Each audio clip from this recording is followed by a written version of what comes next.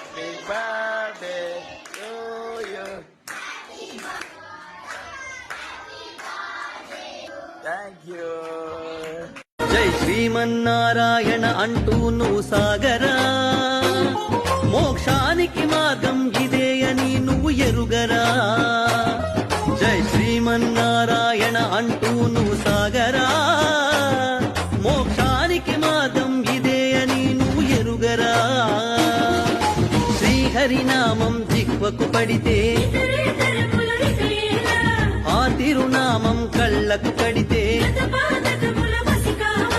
తీయని మంత్రం ఇచ్చిన మనచిన తీయరు పదమంటి.